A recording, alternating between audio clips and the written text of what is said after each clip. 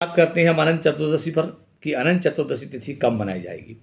तो अनंत चतुर्दशी तिथि हमारी 17 सितंबर 2024 को अनंत चतुर्दशी व्रत रखा जाएगा। इसका कारण क्या है? क्योंकि 11:44 तक जो है हमारी चतुर्दशी है। इसका मतलब है शास्त्र ने नियम क्या बताया है कि जो तिथि जो है 3 मुहूर्त से अधिक होती है उस तिथि को हम मान्यता देते हैं। तो यहाँ अनंत चतुर्दशी मनाने के लिए हमको जो है ये 14 सितंबर 2024 को हम अनंत चतुर्दशी व्रत करेंगे। इस दिन गणेश जी का विसर्जन किया जाता है। अब कुछ लोग कहते हैं कि गणेश जी का विसर्जन करना चाहिए कि नहीं करना चाहिए। तो पहली बात तो ये है कि हम प्रतिमा का जिसका आह्वान करते हैं उसका विसर्जन आवश्यक हो जाता है। दूसरी बात, आप विसर्जन गणेश जी का नहीं कर रहे हैं, आप जो है विसर्जन कर रहे हैं, किसका कर रहे हैं विसर्जन? विसर्जन कर रहे हैं मूर्ति का, गणेश जी का विसर्जन नहीं कर रहे हैं हम लोग। इसलिए गणेश जी का विसर्जन करना चाहिए, ये बात हुई।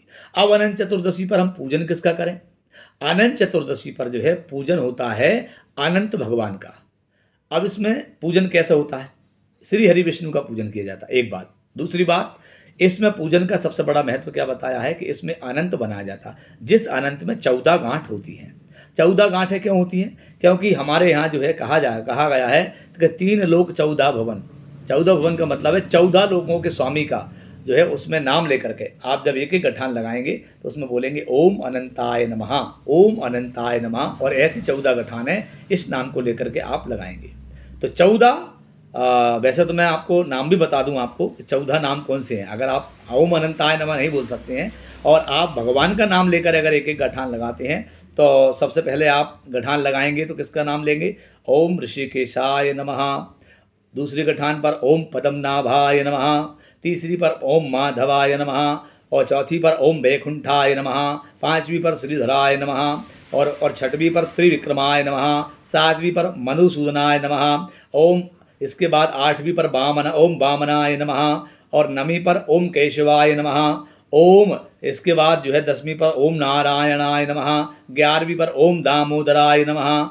इसके बाद ओम गोविंदाय नमः। इस प्रकार से जो है 14 गठान हमको भगवान की 14 नाम लेकर के जो है हमको भगवान की गठान लगाना है। 14 लोगों की ये गठान है।